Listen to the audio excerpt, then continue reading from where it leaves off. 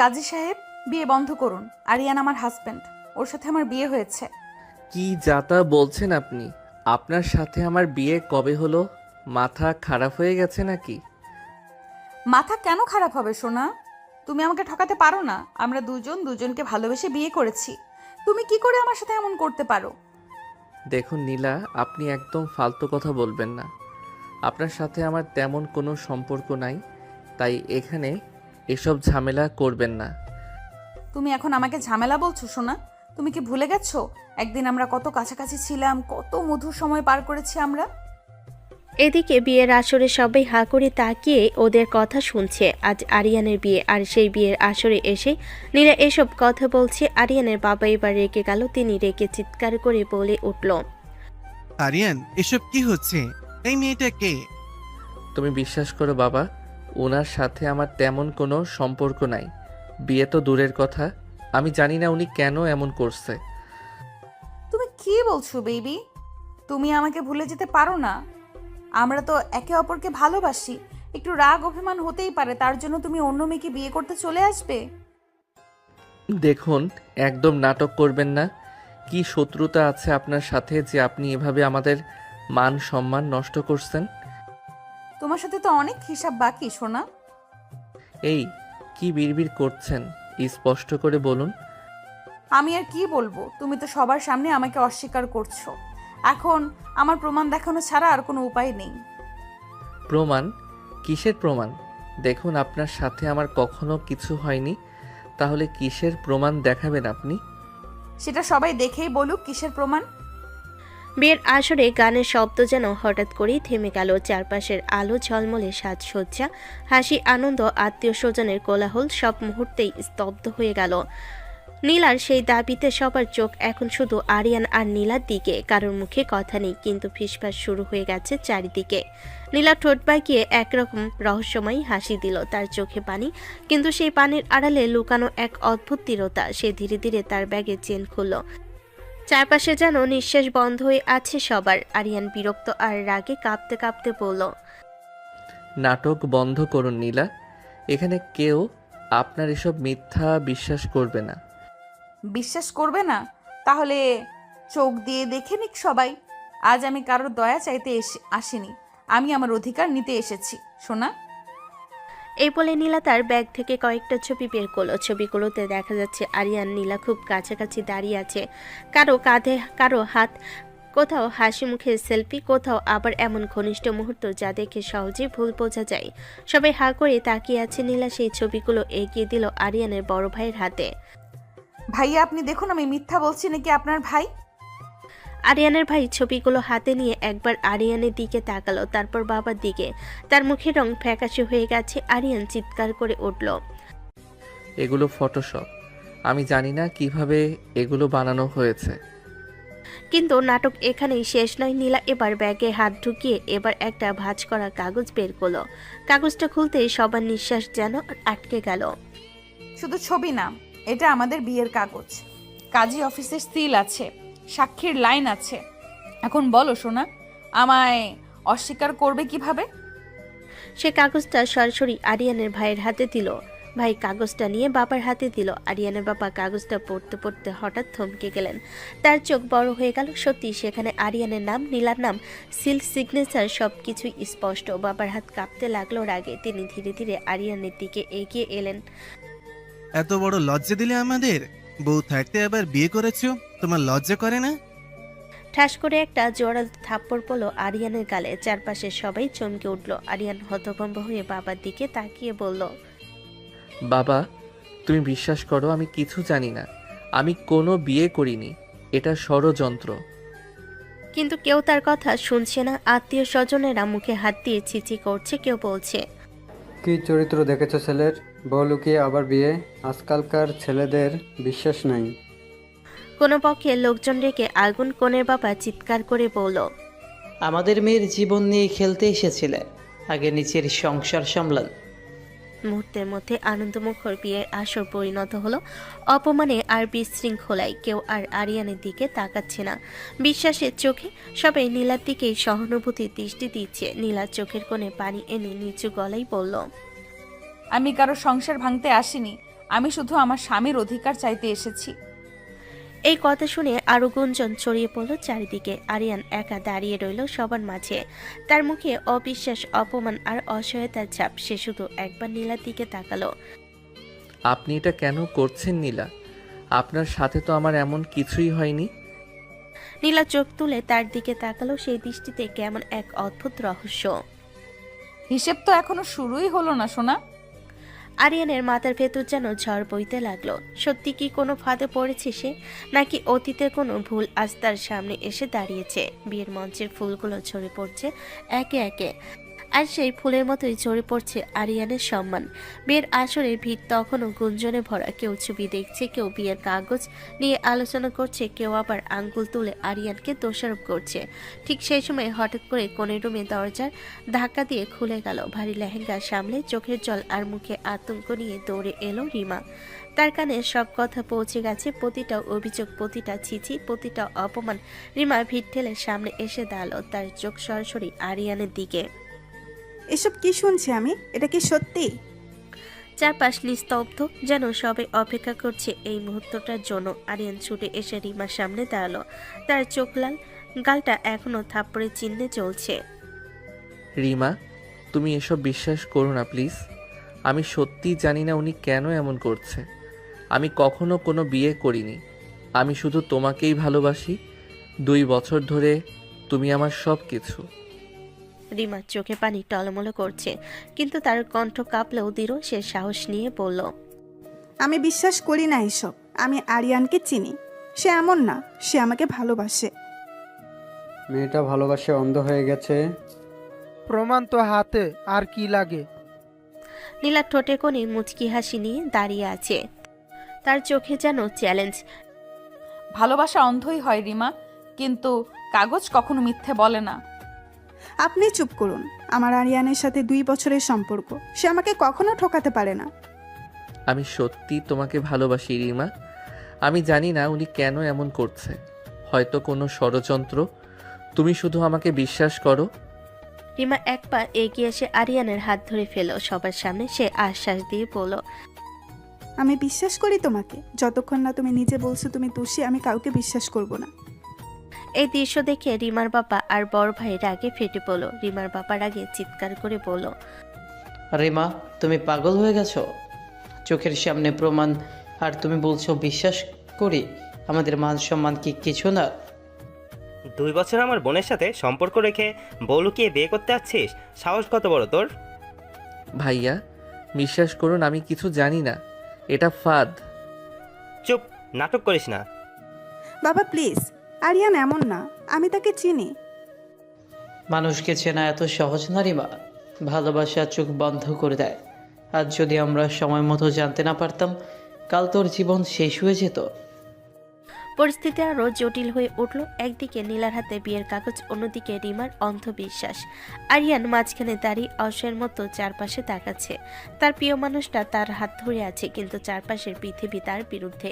নীলা আবার ধীরে ধীরে বলল, আমি কাউকে কাঁদাতে আসিনি।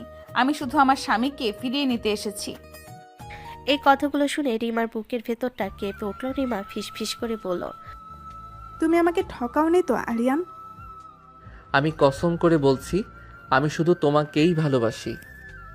বিয়ের মঞ্চে এখন আর ফুলের গন্ধ নেই, আছে সন্ধ্যের ভারী বাতাস। একটা ভুল, একটা রহস্য, একটা কাগজ, সবকিছু মিলিয়ে আজকের এই বিয়ে কি ভেঙে যাবে? পরিস্থিতি এমন জায়গায় গিয়ে দাঁড়িয়েছে যেখানে কেউ আর ঠান্ডা মাথায় ভাবতে পারছে না। চারিদিকে ফিসফিস, অপমান, সন্দেহ আর কান্নার মিশ্র শব্দ। ঠিক তখনই নীলা হঠাৎ করে ভেঙে পড়ার মতো মাটিতে বসে পড়ল। তার চোখ থেকে টপ টপ করে পানি পড়ছে, গলার স্বর কাঁপছে। নীলা ধীরে ধীরে উঠে আরিয়ানের বাবার সামনে গিয়ে দাঁড়ালো। বাবা, আপনি বলেন এখন আমার কি হবে? আপনার ছেলের সাথে আমার বিয়ে হয়েছে, আজ সে সবার সামনে আমাকে অস্বীকার করছে।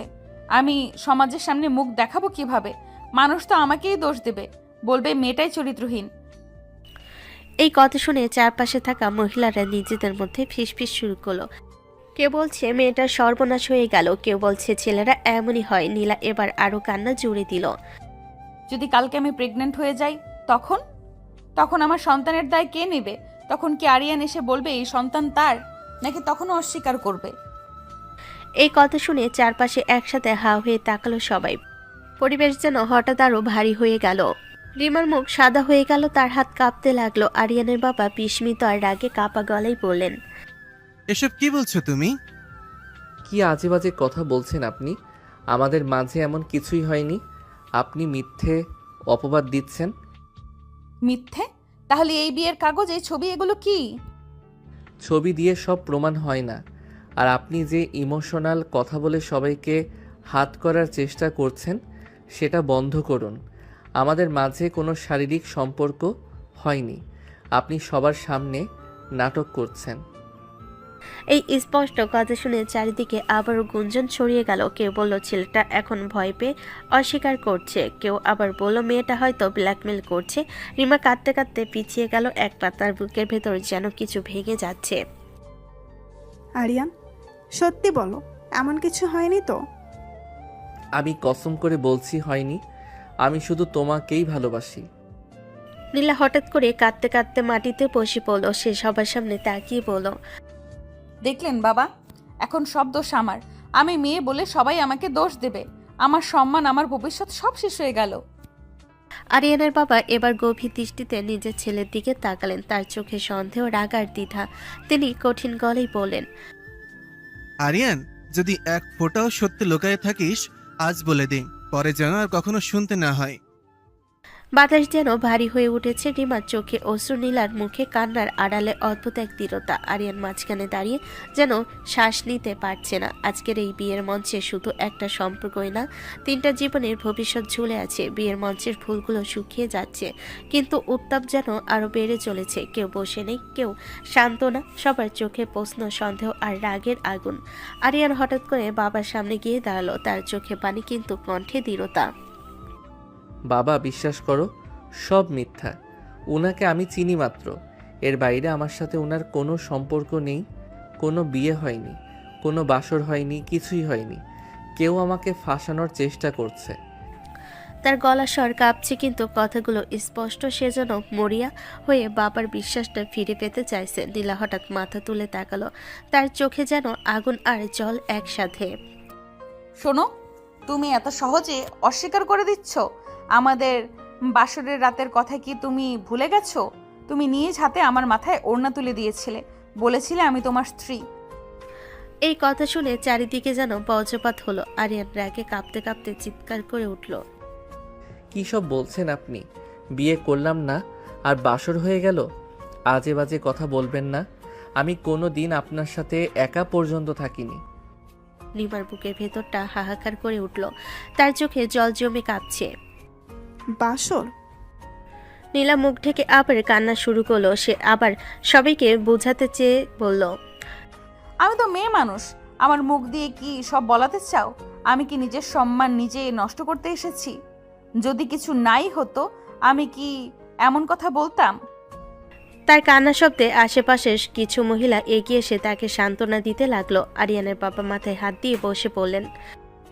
এটা কি হচ্ছে আল্লাহ? কোনটা সত্যি কোনটা মিথ্যা বুঝতে পারছি না। আরিয়ানের বড় ভাই দাঁড়িয়ে আছে চুপ করে, তার মুখে কঠিন ভাব। সে একবার আরিয়ানের দিকে তাকায়, একবার নীলার দিকে। আরিয়ানের ভাই ধীরে বলল, আরিয়ান, যদি সত্যি কিছু না হয়ে থাকে তাহলে এত প্রমাণ এলো কোথা থেকে? আমি জানি না ভাইয়া, হয়তো কেউ ইচ্ছে করে করেছে। আমরা কি খেলনা নাকি? এত বড় অপমানের পরেও বিয়ে হবে ভেবেছ? আমার মেয়েকে নিয়ে তোমাদের পারিবারিক নাটক চলবে না। এই ছেলের সাথে বিয়ে হবে না। বউ আছে, বাসর করেছে, এমন ছেলের সাথে বিয়ে দেওয়া মানে আমার বোনের ভবিষ্যৎ নষ্ট করা। ভাইয়া প্লিজ, আরিয়ান এমন না। চুপ করো রিমা, এখন আর আবেগের সময় না। চারিদিকে শুধু উত্তেজনা। আরিয়ান মাঝখানে দাঁড়িয়ে যেন দম বন্ধ হয়ে যাচ্ছে তার। একদিকে বাবার সন্দেহ, ভাইয়ের দ্বিধা, অন্যদিকে রিমের পরিবারের রাগ আর অপমান। আর মাঝখানে দাঁড়িয়ে নীলার কান্না ভেজা মুখে, কিন্তু চোখের গভীরে অদ্ভুত এক স্থিরতা। সে ধীরে ধীরে বলল, আমি কোথাও যাব না, আমার স্বামী আমাকে স্বীকার না করা পর্যন্ত। এই ঘোষণা যেন আগুনে ঘি ঢালার মতো কাজ করলো। বাতাসে এখন শুধু উত্তেজনার গন্ধ, কারো মুখে হাসি নেই, শুধু চাপা গুঞ্জন আর ক্ষোভ। বিয়ের মঞ্চে সাজানো ফুলগুলো যেন উপহাস করছে এই ভাঙা মুহূর্তকে। হঠাৎ করেই আরিয়ানের বাবা সোজা হয়ে দাঁড়িয়ে গেলেন, তার মুখ শক্ত চোখে সিদ্ধান্তের ছাপ। কাজী সাহেব, এত কথা আর শুনতে চাই না। যদি কাগজে কলমে বিয়ে হয়ে থাকে তাহলে আজই সবার সামনে আবার নিয়ম করে বিয়ে পড়িয়ে দেন। আমার ছেলে যদি ভুল করে থাকে আজই তার দায়িত্ব নিতে হবে। এই কথা শুনে চারিদিকে চাঞ্চল্য ছড়িয়ে পড়ল। কে বলছে ঠিক সিদ্ধান্ত, কে বলছে জোর করে বিয়ে কি করে হয়। আরিয়ান যেন বিশ্বাসই করতে পারছে না। বাবা তুমি কি বলছো? আমি কোনো বিয়ে করিনি। আমি রিমাকে ভালোবাসি, আমি ওকেই বিয়ে করব। তার গলা স্বর কাঁপছে, কিন্তু ভালোবাসার ঘোষণা স্পষ্ট। রিমা ভেঙে পড়ে কান্নাই শুরু করলো। তার সাজগোজ করা মুখে অশ্রুর রেখা। আঙ্কেল প্লিজ এমন করবেন না। আরিয়ান আমাকে ভালোবাসে, আমরা 2 বছর ধরে একসাথে আছি। ভালোবাসা দিয়ে সব মাপা যায় না রিমা। যদি সত্যি আগে বিয়ে হয়ে থাকে তাহলে সে তোমাকে বিয়ে করতে পারে না। সমাজেরও একটা নিয়ম আছে। নীলা মাথা নিচু করে দাঁড়িয়ে আছে, কিন্তু ঠোঁটে কোণে যেন অদৃশ্য এক তৃপ্তি। কাজী সাহেব দ্বিধায় পড়ে গেলেন। ব্যাপারটা খুব জটিল। যদি আগের বিয়ের কাগজ সত্যি হয় তাহলে নতুন করে কিছু করার আগে সেটা যাচাই করা দরকার। যাচাই পরে হবে, আগে আমার ছেলের দায়িত্ব তো ঠিক হোক। কখনো না, আমি জোর করে বিয়ে করব না। আমি কোনো অন্যায় করিনি। আমি শুধু রিমাকে ভালোবাসি। আমি তোমাকে ছাড়া কাউকে বিয়ে করব না। তুমি বিশ্বাস রাখো। আমি বিশ্বাস করি, কিন্তু যদি তোমার পরিবারই জোর করে? রিমার পাপা আর ভাই তখন রাগে লাল। রিমার পাপা রাগে চিৎকার করে বলল, আমাদের মেয়েকে অপমান করে আবার নাটক। এই বিয়ে এখানেই শেষ। আমরা 1 মিনিটও এখানে রিমাকে রাখবো না। কেউ কোথাও যাবে না, আজ এই মঞ্চেই সব সিদ্ধান্ত হবে। একদিকে বাবার কঠোর আদেশ, অন্যদিকে আরিয়ানের দৃঢ় স্বীকারোক্তি। আরিয়ান পিছিয়ে গিয়ে সোজা হয়ে দাঁড়িয়ে বলল, আমি মরতে পারি, কিন্তু জোর করে বিয়ে করব না। তার চোখে অদ্ভুত এক জেদ। নীলা আবার কান্না জুড়ে দিল। সে নাকা কান্না করে বলল, তাহলে আমার কি হবে? আমি কোথায় যাব? পরিস্থিতি এখন বিস্ফোরণের দ্বার প্রান্তে। একটা সিদ্ধান্ত হয় যা 3টা জীবন বদলে দিতে পারে। এই মুহূর্তে ঝুলে আছে বাতাসে। পরিস্থিতি এমন জায়গায় এসে দাঁড়িয়েছে যেখানে মুক্তি, ভালোবাসা, আবেগ সবকিছু হার মানছে এক অদৃশ্য চাপের কাছে। চারপাশে দাঁড়িয়ে থাকা মানুষগুলো নিঃশ্বাস আটকে দেখছে বাবা ছেলের এই ভয়ঙ্কর মুখোমুখি অবস্থান। আরিয়ানের বাবা হঠাৎ করে বুক চেপে ধরে ভারী গলায় বললেন, আরিয়ান, আজ যদি তুমি এই মেয়েকে বিয়ে না করো তাহলে আমার লাশ দেখবি। আমার সম্মান আমি নিজের হাতে মাটিতে মিশতে দেব না। এই কথা যেন বজ্রপাতের মতো নেমে এলো সবার উপর। আরিয়ান হতবাক হয়ে গেল, চোখ বড় বড় করে তাকিয়ে রইল বাবার দিকে। কি বলছো বাবা? এই সামান্য মেয়ের কথা বিশ্বাস করে তুমি এত বড় কথা বললে? আমার কথা একবারও বিশ্বাস করলে না? তার কণ্ঠে অভিমান, ক্ষোভ আর অসহায়তার মিশ্রণ। বাবা কঠিন স্বরে বললেন, সামান্য বলছো? একজন মেয়ের সম্মান সামান্য না। যদি সে তোমার স্ত্রী হয় তাহলে তাকে সম্মান করতে শেখো। স্ত্রী না ও, আমি ওকে বিয়ে করিনি। ও শুধু মিথ্যা বলছে। তাহলে এখন হবে, আজ এই মঞ্চেই হবে। সমাজের সামনে যা শুরু হয়েছে তা শেষও আজ হবে এইখানেই। কাজী সাহেব প্রস্তুত হন। এই ঘোষণা শুনে রিমার বুকের ভেতরটা ভেঙে চুরমার হয়ে গেল। সে দৌড়ে এসে আরিয়ানের হাত আঁকড়ে ধরল। না, এটা হতে পারে না। আরিয়ান, কিছু বলো। তুমি তো আমাকে কথা দিয়েছিলে। তার চোখে কাজল মিশে গড়িয়ে পড়ছে অশ্রুর সাথে। সাজানো কোণের মুখে এখন শুধু অসহায়তা। আরিয়ান বাবার দিকে তাকিয়ে রইল। তার সামনে 2টা পথ, একদিকে বাবার প্রাণের হুমকি, অন্যদিকে নিজের ভালোবাসা। সে ধীরে ধীরে চোখ বন্ধ করলো। মুহূর্তটা যেন থমকে গেল। আরিয়ান ভাঙ্গা গলায় বলল, ঠিক আছে, যদি আমার অস্বীকারে তোমার জীবন চলে যায় বাবা, তাহলে আমি রাজি। এই কথা শুনে চারপাশে চাপা গুঞ্জন উঠল। রিমা যেন মাটিতে বসে পড়ল। তুমি রাজি হয়ে গেলে? ক্ষমা করো রিমা। কাজী সাহেব সামনে এসে বসে পড়লেন। নীলা মাথা নিচু করে বসে আছে, কিন্তু তার চোখের কোণে অদ্ভুত এক ঝিলিক। কাজী ধীরে ধীরে প্রশ্ন শুরু করলেন, কনে নীলা, আপনি কি আরিয়ানকে স্বামী হিসাবে কবুল করছেন? কবুল। 3বার কবুল উচ্চারণের পর চারপাশে নিস্তব্ধতা। কাজী এবার আরিয়ানের দিকে তাকালেন। বর আরিয়ান, আপনি কি নীলাকে স্ত্রী হিসাবে কবুল করছেন? আরিয়ান চোখ বন্ধ করে দাঁড়িয়ে আছে। রিমার কান্নার শব্দ তার কানে বাজছে। বাবার কাঁপা শ্বাস তার পাশে। ধীরে, খুব ধীরে সে বলল, কবুল। একবার, তারপর দ্বিতীয়বার, তৃতীয়বার শব্দটা বের হতে তার গলা শুকিয়ে গেল। অবশেষে সে বলল, কবুল।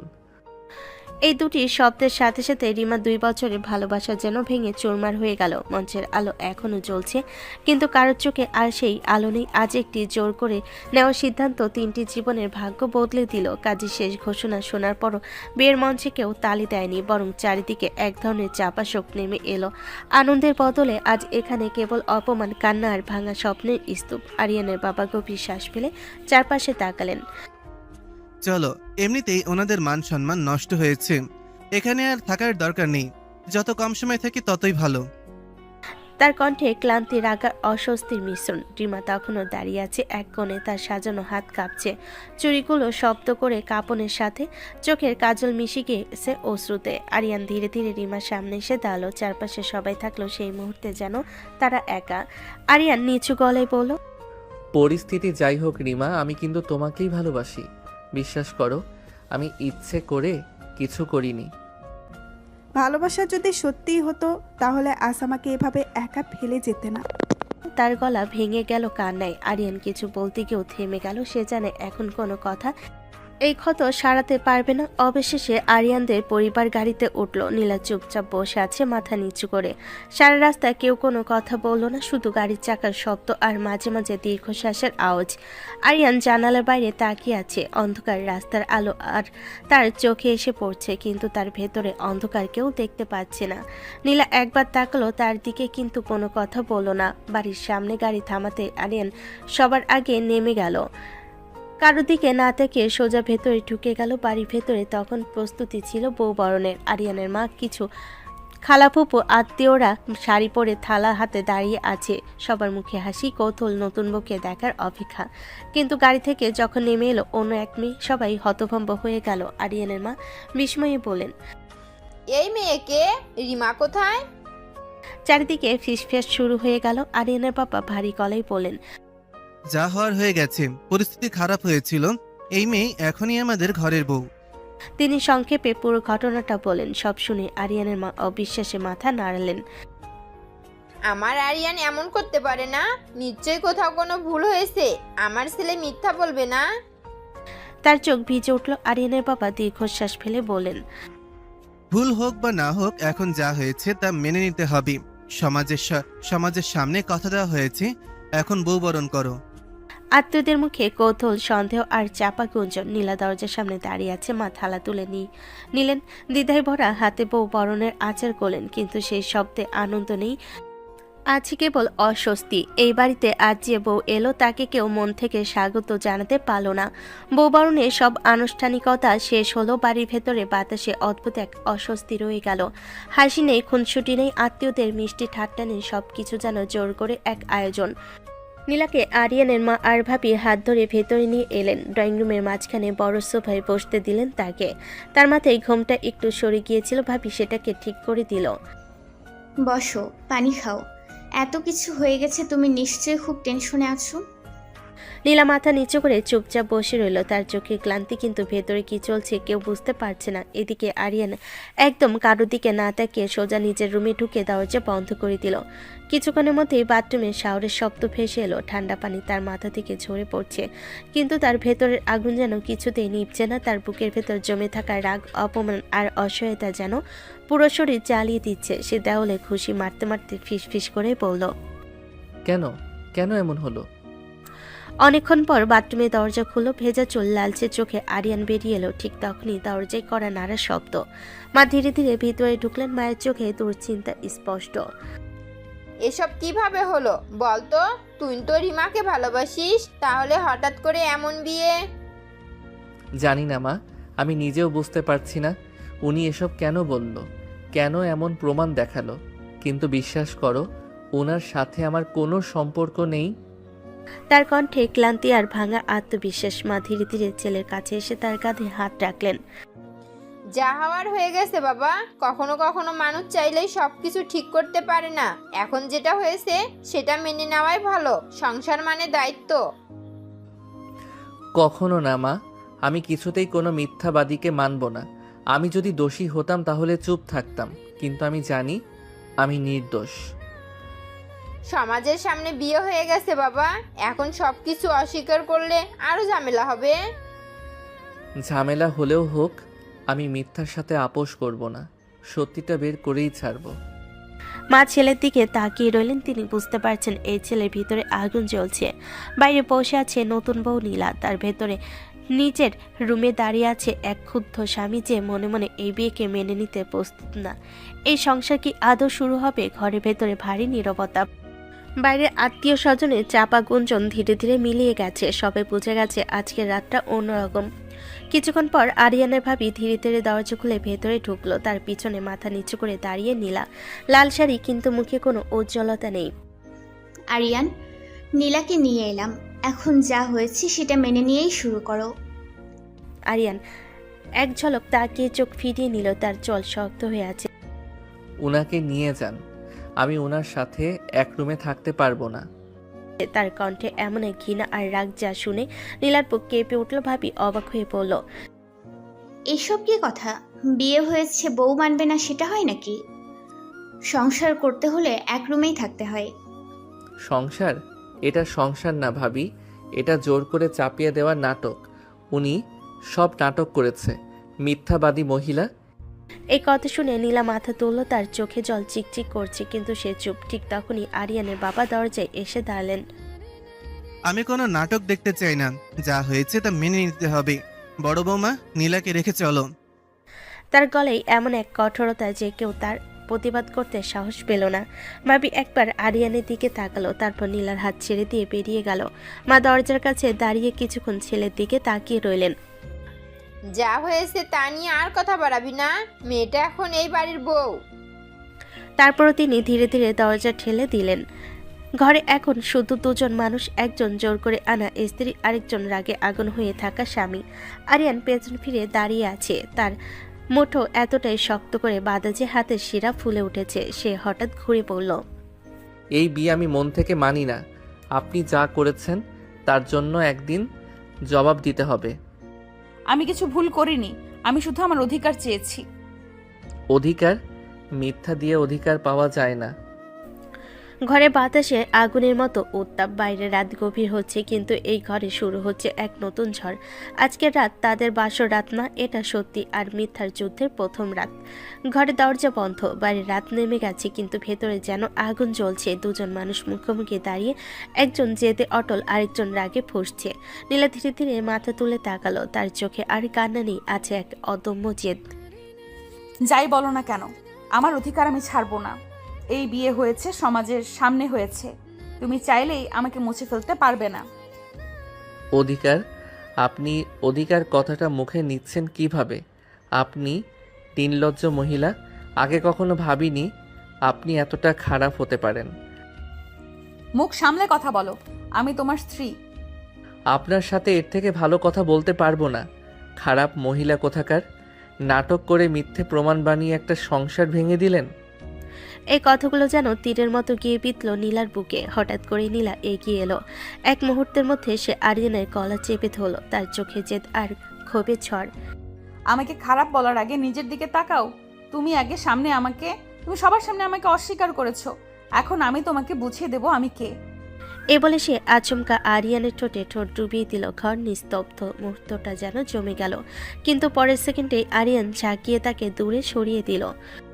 কি করছেন আপনি? সাহস কিভাবে হলো আপনার? জোর করে বিয়ে করে থামেননি, এখন আবার এসব? স্বামীর কাছে স্ত্রী এমন করলে দোষ কোথায়? আমি আপনাকে স্ত্রী হিসেবে মানি না, আর কখনো এভাবে ছোঁয়ার চেষ্টা করবেন না। ঘরের ভেতর উত্তাপ আরও বেড়ে গেল। আরিয়ান পেছন ফিরে দাঁড়িয়ে দেওয়ালে খুশি মারল। তার বুকের ভেতর জমে থাকা অপমান আর ক্রোধ যেন বিস্ফোরিত হতে চাইছে। নীলা চুপচাপ দাঁড়িয়ে আছে, কিন্তু তার চোখে এখনও সেই জেদ। ঘরের বাতাসে উত্তেজনা আর রাগের দহন। চারপাশে নীরবতা, কিন্তু দুজনের মধ্যে যেন আগুনের ঝড়। নীলা ধীরে ধীরে পেছন হাঁটে, চোখে জেদ আর ঠোঁটে তীক্ষ্ণতা নিয়ে আরিয়ানের দিকে তাকালো। যতই অস্বীকার করো, যতই পালাতে চাও, পারবে না, তোমাকে আমার সাথে থাকতে হবে। আরিয়ান চোখ বড় বড় করে তাকিয়ে রইল। গলা স্বর কাঁপ, কিন্তু রাগে তা আরও তীক্ষ্ণ। জোর করে কয়দিন রাখতে পারবেন? আপনি তো আমাকে ভালোবেসে বিয়ে করেননি, হয়তো কোনো খারাপ উদ্দেশ্যে এসব করছেন। আমিও দেখি কতদিন আপনি জোর করতে পারেন। নীলার চোখে আগুন জ্বলে উঠল। সে ধীরে ধীরে এগিয়ে এলো। আর তার গলায় কাঁপন, মুখে দৃঢ়তা। এত সহজে মুক্তি নেই তোমার। মুহূর্তটা স্থির হয়ে গেল। ঘরের চারপাশে বাতাসে চাপা গুঞ্জন যেন দুজনের মধ্যকার যুদ্ধের আগুনের প্রতিধ্বনি। আরিয়ান পিছনে হটে দেওয়ালে আশ্রে পড়ল, তার চোখ লাল, গলা ফেটে আসছে রাগে। রুমের বাতাস এখনো উত্তাপ আর চাপা রাগে ভরা।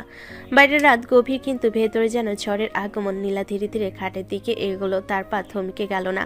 একটি শক্তি তার ভেতর থেকে বলছে সে থেমে থাকবে না। নীলা শুয়ে পড়ল খাটে, চোখ বন্ধ, কিন্তু মুখে এক অদম্য জেদ। আরিয়ান দেওয়ালের পাশে দাঁড়িয়ে হাত বেঁধে রাগে ফুঁসছে, তার কণ্ঠে বিরক্তি আর হতাশা একসাথে।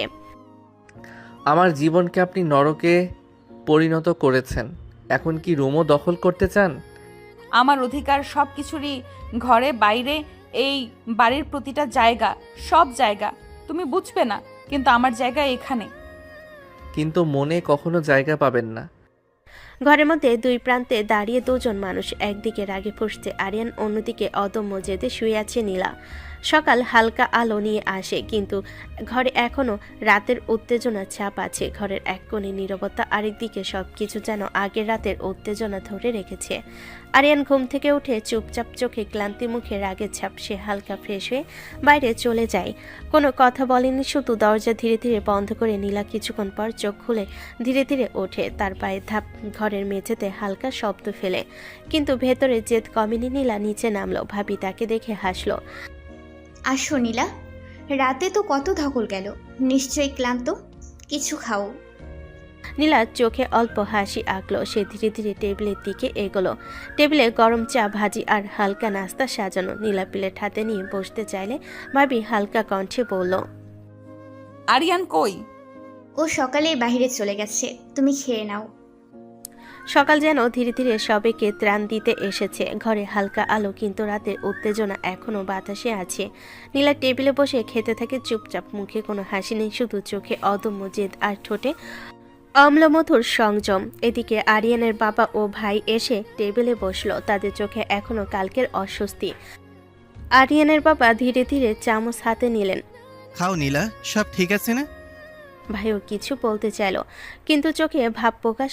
খাওয়ার সময় নীরবতা, মাঝে মাঝে ফিস ফিস, কেউ বেশি কথা বলছে না। নীলা শেষ করে প্লেট রেখে দিয়ে ধীরে ধীরে ওঠে। আমি উপরে যাচ্ছি। ছেলেটা সকালেই কোথাও গেল? এই প্রশ্নের উত্তর নেই, সবাই চুপচাপ। ঘরে আজ শুধুই চাপা উত্তেজনা। আরিয়ান বন্ধুদের কাছে চলে গেল, বন্ধুদের চোখে কৌতূহল আর বিস্ময় একসাথে। বন্ধু বলল, ভাই কাল কি হলো? এসব কি করে হলো? নীলা আপু এমন করলো কেন? জানি না, আমি জানি না কেন এমন হলো। আমার জীবন শেষ করে দিল। বন্ধুরা শুধু তাকিয়ে রইল, কেউ কিছু বলতে পারছে না। আরিয়ান চোখ নামিয়ে ধীরে ধীরে বলল, রিমা কেমন আছে কে জানে, সে ঠিক আছে কিনা কেউ তো জানে না। দিনের আলো ধীরে ধীরে ঘরের ভেতর ঢুকছে, কিন্তু আরিয়ানের মন এখনো অন্ধকারে ঢেকে গেছে। বন্ধুদের ঘরে বসে থাকা, কফি খাওয়ার শব্দ, সবকিছু আজ তার কাছে ফাঁকা মনে হচ্ছে। জীবনের সবই এক মুহূর্তে ছিনিয়ে নেওয়া হলো। তন্ময় চুপচাপ কিছুক্ষণ তাকিয়ে রইল, তারপর ধীরে ধীরে বলল, ভাই রিমাকে ফোন করে দেখ, সে ঠিক আছে কিনা, কিছু খাচ্ছে কিনা, সব কিছু জানতে হবে। আরিয়ান চুপচাপ ছিল, তারপর হঠাৎ তার কণ্ঠে রাগ আর ব্যথা মিশে বের হলো। কোন মুখে কল দিব? আমি তোর বিশ্বাস ভেঙেছি। আমি নিজেই জানি আমি ওর জীবনে কত বড় ধ্বংস বয়ে এনেছি। তোর কোনো দোষ নেই ভাই, সব নীলা আপুর জন্য হয়েছে। ও সব কিছুর জন্যই এই পরিস্থিতি। আরিয়ান চুপ করে বসে রইল, চোখে লালচে ভাব, গলায় এক অদ্ভুত কণ্ঠস্বর যা কেবল তার নিজের সাথে লড়াই করছে। আরিয়ান ধীরে ধীরে চিৎকার করতে করতে বলল। বন্ধুরা শুধু তাকিয়ে রইল। আমি কখনো ক্ষমা করব না ওনাকে, কখনো না। আমি কোনো দিন এসব ভুলবো না। কারোর মুখে কোনো কথা নেই। আরিয়ান আজ শুধুই ক্ষুব্ধ আর ক্ষোভের আগুনে ভাঙ্গা। আরিয়ান এখনও তার রাগ আর হতাশার আগুনে ঝলসে যাচ্ছে। বন্ধুদের পাশে বসেও মনে শান্তি নেই। নিঃশব্দে সে ফোন হাতে তুলে নিল, ভাঙ্গা মন নিয়ে রিমা নাম খুঁজে পেল। হৃদয়ে ব্যথায় ভেঙে পড়ছে, চোখ লালছে। সে জানে কল করার একমাত্র কারণ রিমার কণ্ঠ শোনা, তাকে বোঝানো যে তার অনুভূতিগুলো এখনও ঠিক আছে। আরিয়ান নম্বর ডায়াল করলো, কল গেল, কিন্তু উত্তর দিল রিমার বাবা। তার কণ্ঠে আক্রোশ, রাগে আগুন ঝরে পড়ল। তুমি কখনো ফোন দিবে না রিমাকে? আমার মেয়ের জীবন এমনিতেই শেষ হয়ে গেছে। আরিয়ান মুখ উঁচু করে বলছে, গলা কাঁপছে, চোখে জল এসে উঠছে। একটু কথা বলতে দিন। আমি শুধু বলতে চাই আমি রিমাকে কোনো কষ্ট দিতে চাইনি। ফোনের লাইন যেন টান টান হয়ে গেছে। রিমার বাবার কণ্ঠে রাগ আর আরিয়ানের কণ্ঠে ব্যথা। দুই প্রান্তের মধ্যে উত্তেজনা, অসহায়তা আর অভিমান মিলেমিশে এক অদ্ভুত চাপ তৈরি করেছে।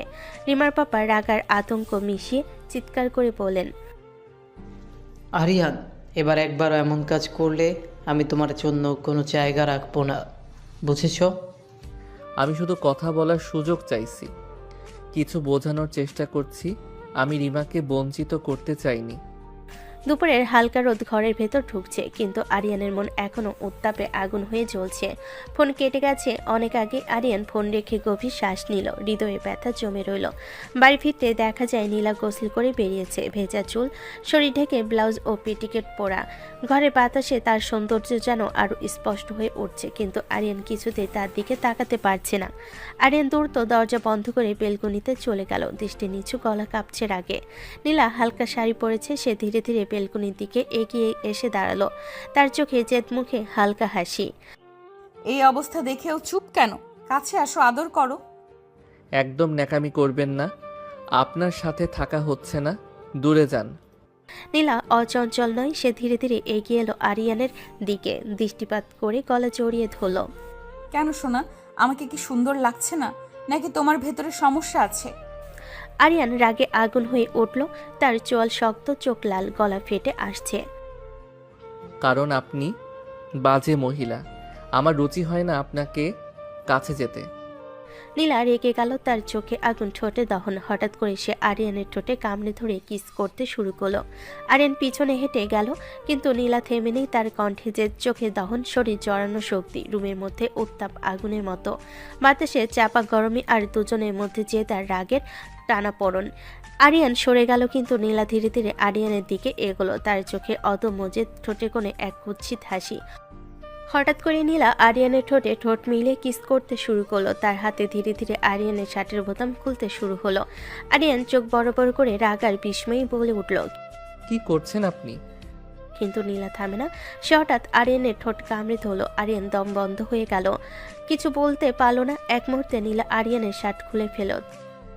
তার ঠোঁটে রাগ আর জেদ সব মিলেমিশে হয়ে গেল এক অনিয়ন্ত্রিত উত্তাপ। নীলা বুকে কিস করতে শুরু করলো। আরিয়ান চোখ বড় করে তাকিয়ে রইল, কিন্তু সে আর থাকতে পারছে না। তার রাগ ও ঘৃণায় আগুন মিশে যেন সবকিছু ধ্বংস করতে চাচ্ছে। নীলা তখন আরিয়ানের হাত ধরে টেনে নিয়ে বিছানায় শোয়ালো, আবার ঠোঁটে ঠোঁট মিলিয়ে কিস করতে লাগলো। আরিয়ান রাগে গলা ফেটে চিৎকার করতে করতে ধাক্কা দিল। নির্লজ্জ মহিলা, লজ্জা করে না? জোর করে বিয়ে করে আবার এসব করছেন। আমাকে আটকাতে পারো না, আমি তোমার স্ত্রী। মানি না, দূরে থাকুন। রুমে এখনো উত্তেজনা, বাতাসে চাপা উত্তাপ। আরিয়ানের চোখ লাল, মন ভাঙা, শরীর জড়িয়ে রাগ আর অভিমান। নীলা ধীরে ধীরে তার দিকে এগোতে থাকে। নীলা একটু হেসে ধীরে ধীরে আবার এগিয়ে এসে আরিয়ানের ঠোঁটে ঠোঁট মিলিয়ে কিস করতে শুরু করলো। আরিয়ান এবার সরিয়ে দিয়ে বলল, এবার একটু শান্তি দিন, আমি মানতে পারছি না আপনাকে। না মানলেও আমার অধিকার। এই ঘরে, এই জীবনে, সব জায়গায় আমার অধিকার আছে। জোর করে অধিকার পাওয়া যায় না, এটা কেবল বিশ্বাস, সম্মান আর বোঝাপড়ার মাধ্যমে পাওয়া যায়। নীলা রেগে আবার কাছে এলো। আরিয়ান চোখ নামিয়ে স্থির হয়ে দাঁড়ালো, তার রাগ এবং অভিমান দুই প্রান্তে ঠেকে আছে। তুমি চাইলে আমার অধিকার মানো বা না মানো, কিন্তু আমি থেমে থাকবো না। আমি এখানে আমার জায়গা চাই। ঘরে উত্তেজনার চাপ এখনো অচল, বাতাসে ঠেকছে রাগ, জেদ আর অধিকার সব মিশে এক অদ্ভুত টানা পড়েন। আরিয়ানের চোখ লাল, মন উত্তাপে ভরে। ধীরে ধীরে রেগে ওয়াশরুমের দিকে চলে যায়, পিছনে শুধু নীলা। সে ধীরে ধীরে বিছানায় বসে, চোখে জেদ, মুখে অদ্ভুত এক হাসি, মনে মনে আছে প্রতিশোধের পরিকল্পনা। আরিয়ান ওয়াশরুমের মধ্যে পানি ছেড়ে রাগে ফুঁসতে লাগলো। কেন আমার জীবন নষ্ট করছেন নীলা? আমি তো রিমার সঙ্গে সুখী হতে পারতাম, আর আপনি কেন আমার সুখ কেড়ে নিলেন? আমি কি কখনো আপনার কোনো ক্ষতি করেছি? রুমের মধ্যে রাগ আর আবেগের গর্জন, ওয়াশরুমে পানির শব্দ আর আরিয়ানের কণ্ঠ মিলেমিশে ঘরের ভিতর উত্তাপ ছড়িয়ে দেয়। নীলা ধীরে ধীরে বিছানায় বসে চোখে আগুন, মনে মনে বলল, সবকিছু শোধ তুলবো, ছাড়বো না তোমাকে। ঘরটি শুধু রুম নয়, এটি হলো দুই অদম্য মনের রাগ, জেদ, প্রতিশোধ এবং আবেগের লড়াই। আরিয়ান ওয়াশরুম থেকে বের হলো, তার চোখে এখনো রাগে লালছে, মন উত্তাপে জ্বলছে। নিঃশব্দে সে ধীরে ধীরে রুমের মধ্যে এগিয়ে আসে। নীলা তখন ধীরে ধীরে তার দিকে তাকিয়ে বলল, চলো খেয়ে আসি। আপনি যান, আমি একাই চলে যাব। নীলা প্রথমে থাকলো না, ধীরে ধীরে তার দিকে এগিয়ে এসে কণ্ঠে হালকা তীক্ষ্ণতা। ঠিক আছে, আমার সঙ্গে এতটা কড়া ব্যবহার? আমি তোমার বাবাকে জানিয়ে দিব এমন আচরণ চালিয়ে যাও।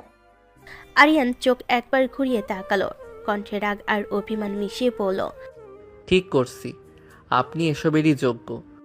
মুহূর্তের মধ্যে আরিয়ান সিঁড়ি ধরে নিচে নামতে শুরু করলো। নীলা হেসে ধীরে ধীরে তার পেছনে নামলো।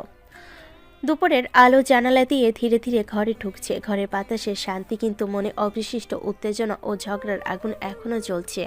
আরিয়ান টেবিলের পাশে বসে, চোখে রাগ আর মুখে হতাশা। নীলা ধীরে ধীরে তার পাশে আসলো, কিন্তু মুখে অদম্য জেদ। মুহূর্তের মধ্যে ঘরের সব দৃষ্টি তাদের দিকে। এই ঘর শুধু খাবারের ঘর নয়, এটি হলো আবেগ, রাগ, অধিকার আর ঘনিষ্ঠতার এক অদ্ভুত মেলবন্ধন।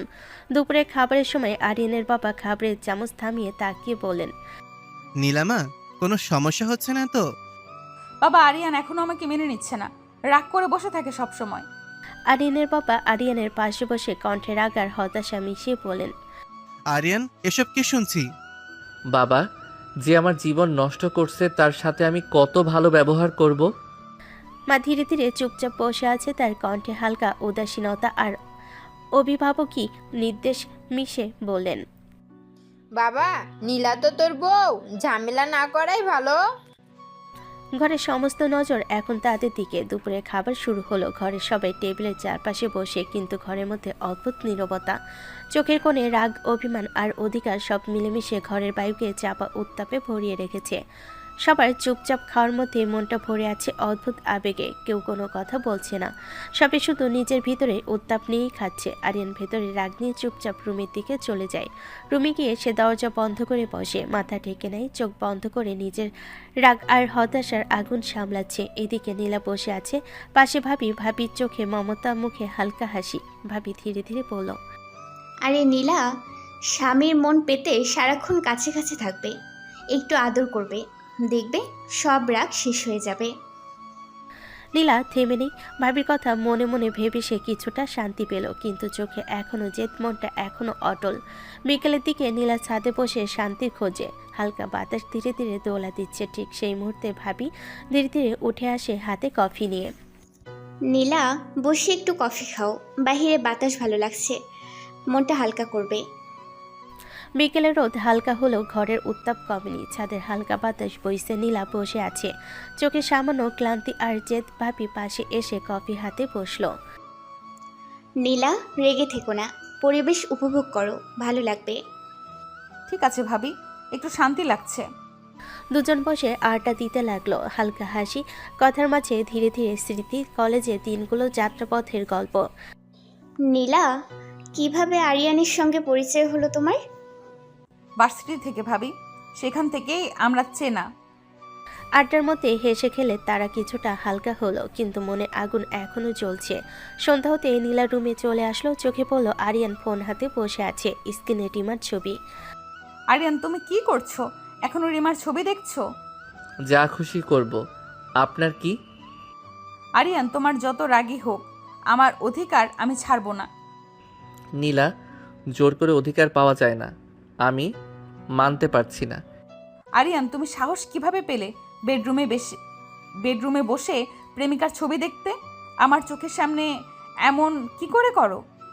আরিয়ান চুপচাপ দাঁড়িয়ে, চোখে রাগ আর অভিমান, কণ্ঠে উত্তেজনা। নীলা, আপনি যদি জোর করে আমার লাইফে না আসতেন, রিমা আজ আমার বউ হতো। নীলার চোখে আরও রাগ, মুখে জেদ আর ঠোঁটের হালকা হাসি। আর থামলো না। নীলা ধীরে ধীরে এগিয়ে তার কণ্ঠে জেদ নিয়ে বলল, আরিয়ান, এখন আমি তোমার বউ। রিমাকে ভুলে যাও। এই ঘর, এই জীবন আমার অধিকার। কখনো না নীলা, আপনার মতো মিথ্যাবাদীর জন্য আমি ওকে ভুলবো না। আমি জানি রিমা আমার জন্য কত মূল্যবান। রুমে উত্তাপ তুঙ্গে, বাতাস ভারী। ঘরের চারপাশে চাপা রাগ আর অভিমান। আরিয়ান ফোন বন্ধ রেখে খাটের পাশে বসে, চোখে রাগ আর কণ্ঠে হতাশা। নীলা ধীরে ধীরে তার কাছে এসে বলল, রিমা তোমার প্রেমিকা ছিল, আমি তোমার স্ত্রী। আরিয়ান হঠাৎ চুপচাপ হয়ে গেল, কিন্তু রাগ আর হতাশা এবং অভিমান চোখে ঝলসাতে লাগলো। নীলা, জোর করে বিয়ে করলেই স্ত্রী হওয়া যায় না। নীলা থেমে থাকলো না, ধীরে ধীরে তার দিকে এগিয়ে আসে, চোখে জেদ, কণ্ঠে অদম্য আত্মবিশ্বাস। কিভাবে স্ত্রী হয়? কিভাবে স্ত্রী হয় বলো আমাকে? কি করলেই স্ত্রী বলা যায়? আরিয়ান পেছনে হেঁটে চোখ নামিয়ে কণ্ঠে রাগ মিশিয়ে বলল। দূরে যান। নীলা থেমে না থেকে কাছে এসে আরিয়ানের ঠোঁটের সঙ্গে ঠোঁট মিলিয়ে কিস করতে শুরু করলো। এইভাবেই তো স্ত্রী হয়? আদর করলে? তুমি আমাকে অনেক আদর করো আরিয়ান। আরিয়ান রাগে আগুন হয়ে গেল, চোখ বড় করে হাত পেছনে সরিয়ে বলল। সরুন, যাই করুন না, কিন্তু আমি কোনোভাবেই মানব না। রুমে উত্তাপ তুঙ্গে, বাতাস ভারী, ঘরের চারপাশে রাগ আর মান অভিমান চলছে। নীলার আরিয়ানের মুখোমুখি দুই অদম্য মন একে অপরকে চ্যালেঞ্জ করছে। কেন মানবেন না আরিয়ান? কি কম আছে তোমার প্রেমিকার থেকে? কি আমি কম সুন্দর? আরিয়ান চোখ ভেজা রাগ আর হতাশা মিশিয়ে চিৎকার না করেও শান্ত কণ্ঠে বলল। সুন্দর বা অসুন্দর কিছু না নীলা, আপনি মিথ্যাবাদী। আমার জীবন নষ্ট করেছেন, সবার সামনে আমাকে অপমান করেছেন।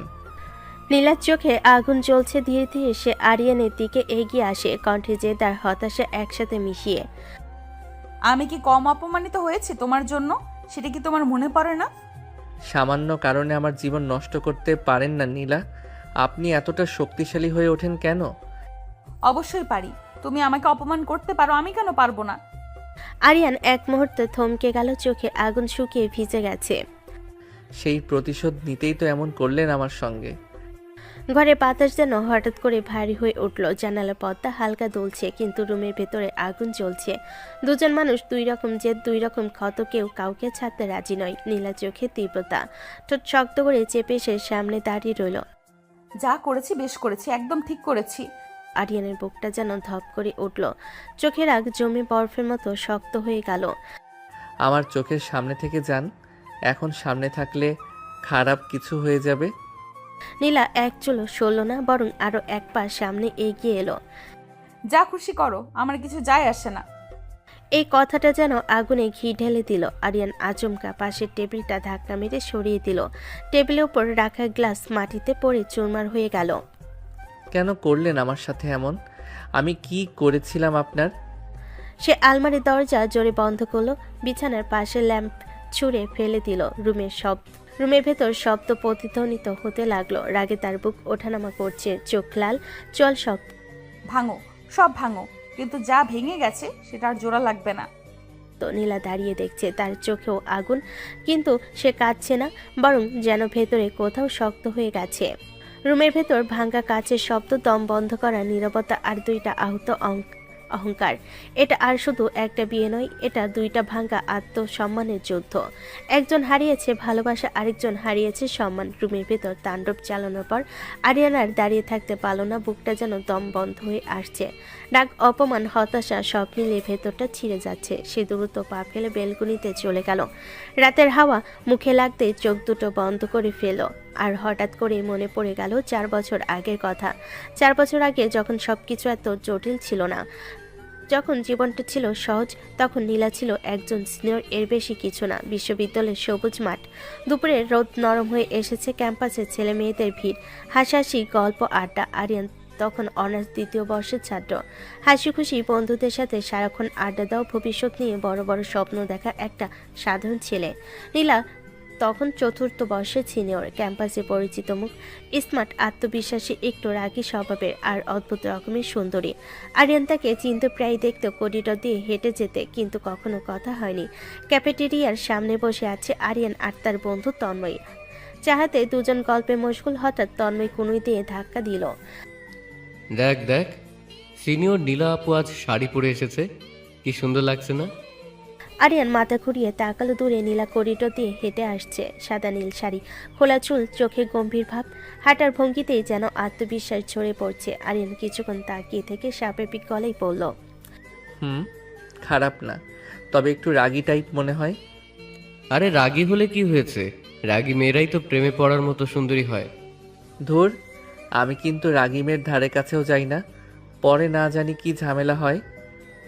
তাই নাকি? দেখিস একদিন এই রাগী মেয়েকেই নিয়ে তুই পাগল হবি। স্বপ্ন দেখো, আমি শান্ত টাইপের মেয়েই পছন্দ করি। তারা হাসতে লাগলো। তখনও কেউ জানতো না ভাগ্য কতটা অদ্ভুত খেলা খেলতে যাচ্ছে।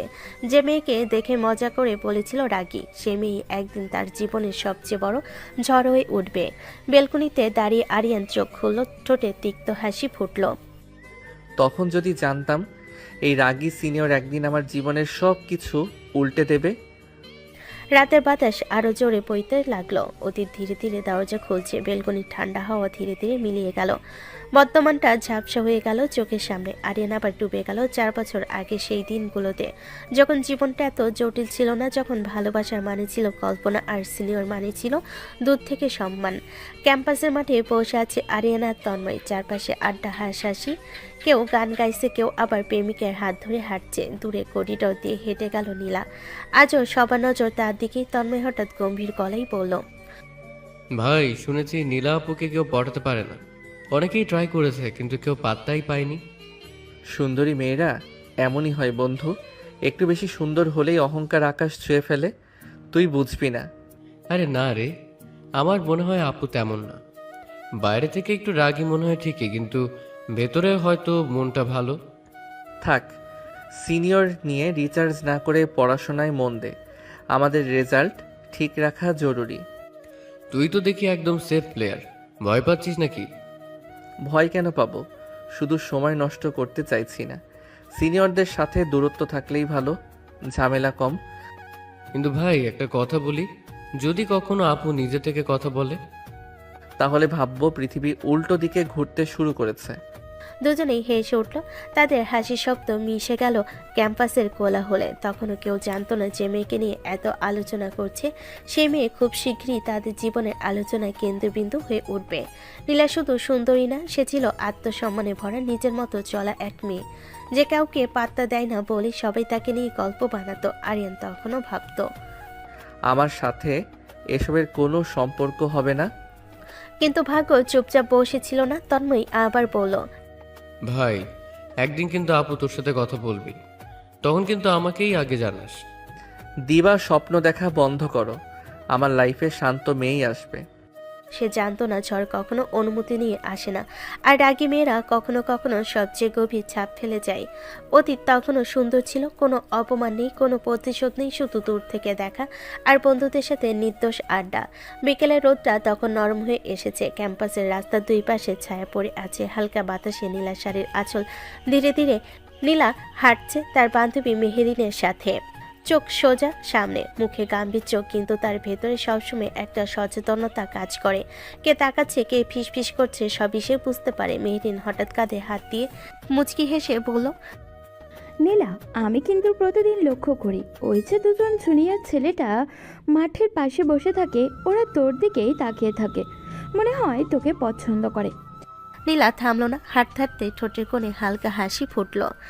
করতেই পারে, তাতে সমস্যা কোথায়? কেউ থাকলে আমি কি চোখ নামিয়ে ফেলবো? সমস্যা তো একটাই, তারা জুনিয়র, তুই কিন্তু 4th ইয়ার। নীলা একটু থামলো, আকাশের দিকে তাকালো একবার, তারপর শান্ত গলায় বলল, ভালোবাসা কি সিনিয়র জুনিয়র দেখে হয় নাকি? অনুভূতি তো ক্লাস দেখে আসে না। ও মা, তুই তাহলে ওদের মধ্যে কাউকে পছন্দ করিস নাকি? নীলার চোখে এক মুহূর্তের জন্য অন্যরকম ঝিলিক দেখা দিল। সে সেটা লুকাতে চাইল, পুরোপুরি পারল না। তেমন কিছু না, তবে হ্যাঁ, আমাকে যে কেউ লক্ষ্য করছে সেটা আমি বুঝি। বুঝিস মানে? ওই লম্বা ছেলেটা সবসময় বন্ধুদের সাথে হাসাহাসি করে, কিন্তু আমি পাশ দিয়ে গেলে একদম চুপ হয়ে যায়, ভান করে যেন কিছুই জানে না, কিছুই দেখছে না, অথচ চোখের কোণে তাকানোটা লুকাতে পারে না। তাই নাকি? তাহলে তো ব্যাপার সিরিয়াস। সিরিয়াস কিছু না, শুধু লক্ষ্য করেছি। কেউ যদি দূর থেকে দেখে তাতে ক্ষতি কি? আমি তো কাউকে ডাকিনি। কিন্তু তোর চোখেও তো একটু একটু কৌতূহল দেখি আমি। কৌতূহল থাকতেই পারে, যে ছেলেটা সাহস করে সামনে আসে না, দূর থেকে শুধু তাকিয়ে থাকে, তার মধ্যে একটা সরলতা থাকে। দূরের মাঠের পাশে বসে আছে আরিয়ান আর তন্ময়। তারা এখনো জানে না যে যে মেয়েকে তারা দূর থেকে দেখে সেই মেয়ের মাঝে তাদের খেয়াল করে। নীলা সেই মেয়েও মাঝে মাঝে তাদের খেয়াল করে। নীলা হাঁটতে হাঁটতে একবার তাকালো মাঠের দিকে, চোখে পড়লো আরিয়ানের হাসি। এক মুহূর্তের জন্য তাদের চোখে চোখ পড়লো। আরিয়ান তড়িঘড়ি করে অন্যদিকে তাকালো। নীলার ঠোঁটে অদৃশ্য হাসি ফুটে উঠল। নীলা মনে মনে বলল, ছেলেটা লাজুক, কিন্তু চোখে অন্যরকম কিছু আছে। সাবধান কিন্তু, জুনিয়ররা খুব তাড়াতাড়ি সিরিয়াস হয়ে যায়। আমি কাউকে স্বপ্ন দেখাই না, কিন্তু যদি কেউ নিজের ইচ্ছায় স্বপ্ন দেখে তার দায় তো আমার না। হাওয়া আবার বইল, শাড়ির আঁচল উড়ল অতীতে সেই নির্দোষ মুহূর্তগুলো যেখানে ভালোবাসা ছিল কেবল চোখে চোখ রাখা আর কথা না বলেও অনেক কিছু বোঝা। পরের দিন ক্যাম্পাসে অদ্ভুত এক খেলা শুরু হলো। চোখে খেলা নীরবতা, খেলা অপ্রস্তুত করে দেওয়ার। নীলা আজ ইচ্ছে করে অন্যরকম, চোখে হালকা কাজল, ঠোঁটে আত্মবিশ্বাসী হাসি। সে জানে কেউ একজন তাকে লক্ষ্য করে, আর আজ সে ঠিক করেছে দূর থেকে না, সামনে দাঁড়িয়ে দেখবে ছেলেটার প্রতিক্রিয়া। মাঠের পাশে বসে আছে আরিয়ান আর তন্ময়, হাসাহাসি চলছে, গল্প চলছে। হঠাৎ ছায়া পড়ল তাদের সামনে। আরিয়ান মুখ তুলে তাকাতে বুক ধক করে উঠল। নীলা দাঁড়িয়ে একদম সামনে। এই যে তোমরা সেকেন্ড ইয়ার না? আরিয়ানের গলা শুকিয়ে গেল। সে কখনো কল্পনা করেনি নীলা এভাবে সামনে এসে কথা বলবে। জি মানে হ্যাঁ আপু। আপু, আমি কি এত বুড়ো নাকি? তন্ময় হাসি চেপে রাখছে কষ্ট করে। আরিয়ান একেবারে লাল হয়ে গেছে। না না মানে সিনিয়র তো, তাই বললাম। সিনিয়র হলেই আপু বলতে হবে এমন কোনো নিয়ম আছে? নাম ধরে ডাকতে পারো। এই কথাটা শুনে আরিয়ানের মাথা পুরোপুরি ঝিমঝিম করে উঠল। সে চোখ নামিয়ে ফেলল। নীলার ভীষণ ভালো লাগলো দৃশ্যটা। এই লাজুক অপ্রস্তুত হয়ে যাওয়া ছেলেটাকে দেখে তার ভেতরে অদ্ভুত আনন্দ কাজ করলো। এত চুপ কেন? আমাকে দেখলে কি কথা ভুলে যাও? না না আপু, মানে নাম ধরে ডাকতে বললেন তো, আমরা আসলে একটু শকড। শক্ত হওয়ার কিছু নেই, ক্যাম্পাসের সবাই সমান। কিছুক্ষণ দাঁড়িয়ে থেকে সে চলে গেল, কিন্তু যাওয়ার আগে একবার ফিরে তাকালো। আরিয়ান তখনও স্থির হয়ে বসে। তন্ময় কনুই দিয়ে ধাক্কা দিল। কি রে ভাই, কি চলে? তেমন কিছু না, খালি অন্যরকম ভাবিস। অন্যরকম না হলে তোর মুখ এমন লাল হলো কেন? গরম পড়ছে তাই। ভাই সাবধান, রাগী সিনিয়র কিন্তু তোকে খেলায় নামিয়ে দিয়েছে। আরিয়ান চুপ করে গেল। তার ভেতরে কেমন যেন অচেনা অনুভূতি, অপ্রস্তুত হওয়া, লজ্জা পাওয়া, আর সেই লজ্জা দেখে কারোর আনন্দ পাওয়া, এ যেন এক নীরব শুরু।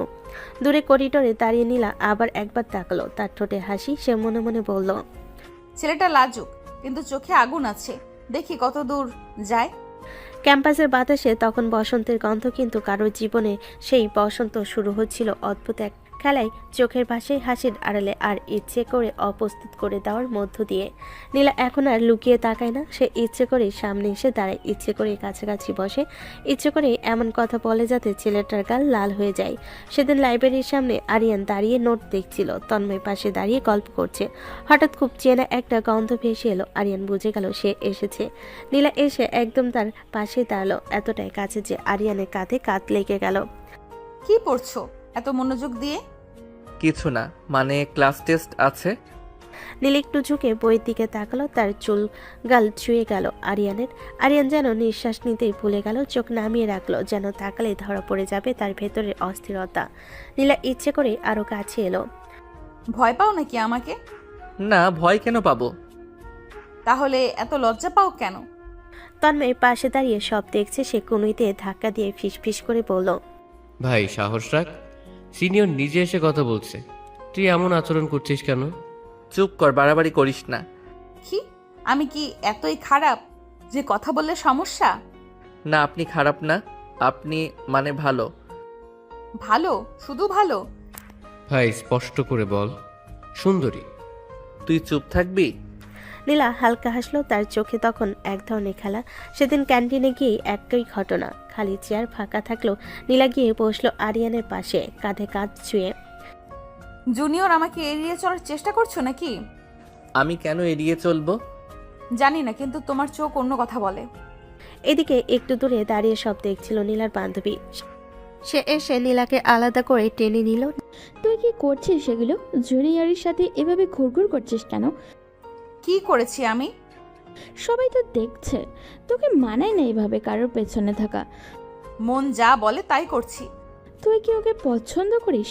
নীলা একটু চুপ করে থাকলো। তার চোখে এবার দুষ্টমি নেই, আছে গভীরতা। পছন্দ না হলে ওকে লজ্জা পেতে দেখলে ভালো লাগে। সাবধানে থাকিস, খেলতে গিয়ে নিজেই পড়ে যাস না যেন। নীলা কিছু বলল না। দূরে তাকিয়ে দেখলো আরিয়ান তন্ময়ের সাথে দাঁড়িয়ে আছে। তন্ময় তখন বলছে, ভাই সিনিয়র তো স্পষ্ট সিগন্যাল দিচ্ছে, তুই একবার বলেই দেখ। না রে, ও সিনিয়র, ওর সাথে এসব মানায় না। তাছাড়া আমি সিনিয়র হিসেবে সম্মান করি, এর বাইরে কিছু না। ভালোবাসা কি সিনিয়র জুনিয়র দেখে হয় নাকি? আরিয়ান চুপ করে গেল, কিন্তু তার চোখ বারবার খুঁজে নিল নীলাকে। ওদিকে নীলা দূর থেকে তাকিয়ে রইল, তার ঠোঁটে ধীরে ধীরে ফুটে উঠল এক রহস্যময় হাসি। সে জানে খেলা শুরু হয়েছে, আর এই খেলায় সে হারবে না। কিছুদিন কেটে গেছে, ক্যাম্পাসের আড্ডা, লাইব্রেরির সামনে দেখা, ক্যান্টিনে পাশাপাশি বসা সবই যেন অভ্যাস হয়ে গিয়েছিল। কিন্তু অভ্যাসের ভিতরে নীরবে একটা অস্থিরতা জমেছিল নীলার মনে। সে খেলছিল ঠিকই, কিন্তু এই খেলার আড়ালে তার অনুভূতিটা আর হালকা ছিল না। সেদিন বিকালে ক্যাম্পাস প্রায় ফাঁকা, শেষ ক্লাস, রোদের রং নরম হয়ে এসেছে। আরিয়ান একা দাঁড়িয়েছিল ডিপার্টমেন্টের বিল্ডিংয়ের সিঁড়িতে। হঠাৎ নীলা এসে সামনে দাঁড়ালো। আজ তার চোখে দুষ্টামি নেই, সে খুব সিরিয়াস। তোমার সাথে একটু কথা আছে। জি আপু বলুন। দেখো, এতদিন মজা করেছি, ইচ্ছে করে তোমাকে অপ্রস্তুত করেছি, কিন্তু আর পারছি না। এত নাটক করতে পারবো না আমি। আরিয়ান চুপ, তার বুকের ভেতর ধকধক শুরু হয়ে গেছে। নীলা একদম সরাসরি তার চোখের দিকে তাকালো। আমি তোমাকে ভালোবাসি আরিয়ান। এক মুহূর্তে সময় থেমে গেল, পাখির ডাক থেমে গেল যেন। আরিয়ান যেন শুনো বিশ্বাস করতে পারছে না। সে ধীরে বলল, কি বললেন আপনি? আমি সিরিয়াস। তোমাকে ভালো লাগে না, ভালোবাসি। তোমার লজ্জা পাওয়া, তোমার চুপচাপ থাকা, তোমার ভদ্রতা, সব কিছু। আপু এসব কি বলছেন? আমি তো কখনো এসব ভাবি নাই। তাহলে এখন ভাবো। না আপু সরি,